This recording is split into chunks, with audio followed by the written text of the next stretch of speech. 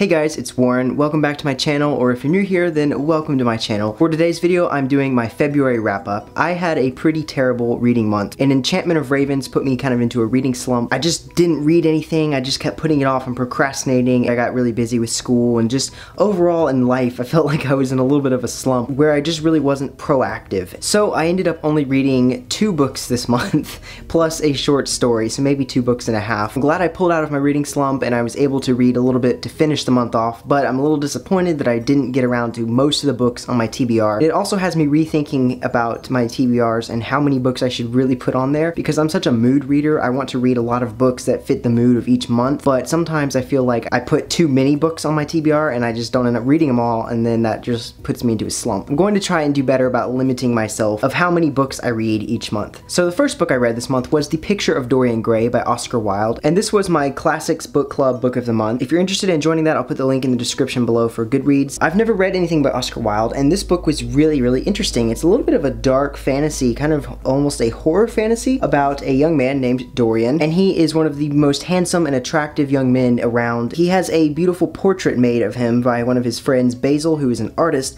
and he wishes that the portrait would be the one to grow old instead of him so that he could retain his youth. And that wish ends up actually coming true, and he stays young for quite some time, but the longer he stays young, the more corrupted he is, and the picture begins to age and also appear uglier and uglier the more he mars his soul. I found that this book had a lot of deep, profound, philosophical ideas about art and morality in life, and I was not expecting that. I thought this would just be a fantasy book completely. I did not know that Oscar Wilde was so deep in his thinking, but I really enjoyed that about the book. I liked the characters in it. I could relate to Dorian Gray. I understand his desire to not want to grow old, and he wanted to experience all of the good things in life, and I really get that, so I can relate to him. I also liked the other characters, Lord Henry and Basil. Those were his 2 friends, and they kind of had different worldviews, almost opposing worldviews, and they were influencing him along his life, and it was very interesting to read some of their outlooks and how they affected Dorian. It was a tragedy, it was a fantasy, and it was also a drama. The ending was very interesting. I did not expect the ending to happen the way it did, but it made sense, kind of, and it was a really interesting twist. It was written in the 1890s, so it's set in Victorian London, so the writing in here is very beautiful, and the way the characters speak to each other in the dialogue is so eloquent and proper, and I really like that. I just love that time period. I listened to this on audiobook as well as reading it, and I really like this copy from Barnes & Noble. It's got green pages,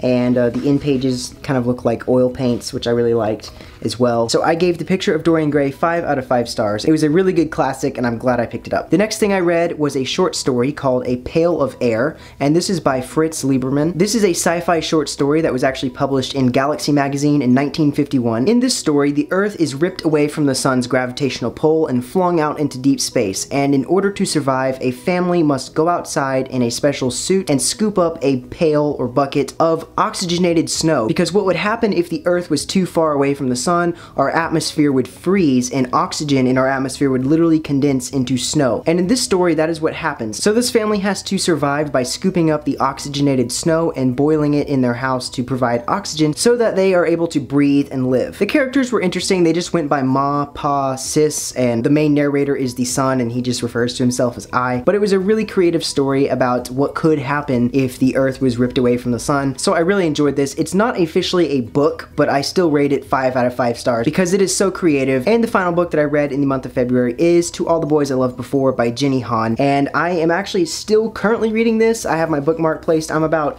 halfway through, but I should be able to finish this tonight because it is so short and it reads very easy. This is about a girl named Lara Jean who writes letters to all the boys that she has crushes on, that she's loved, as a way to just get her feelings out and to help get over these boys. So she writes these heartfelt love letters that she never intends for anyone to read or see, and one day these letters end up accidentally being mailed, and now all these boys are receiving them, and she has to deal with the drama. I originally wanted to read this for Valentine's Day, but I never picked it up until now. I was just looking for a book I could cram in there at the last minute to count, so I at least could say I read more than 1 book for the month of February. However, I really like this book. It's a great contemporary. It's very cute. I really like the character of Lara Jean. She's very relatable, and it's a good lighthearted read. However, I just don't think contemporary is my thing. I do like reading some contemporary, but I am just too much of a fantasy nerd to really care too much about contemporary. However, I have been enjoying this book a lot, and the message and sort of the vibe I'm getting from this book a little bit is that, you know, just go out and live your life, have fun, live in the moment, and I really like that message. I'm not sure if that's exactly what the book's going for, but that's what I'm getting out of it. So I am hoping to finish this later today. So that is my February wrap up. I hope you guys enjoyed this one. on. Please let me know down below in the comment section if you have read any of these books or what books you have recently picked up, and I will see you guys in my next video. Bye!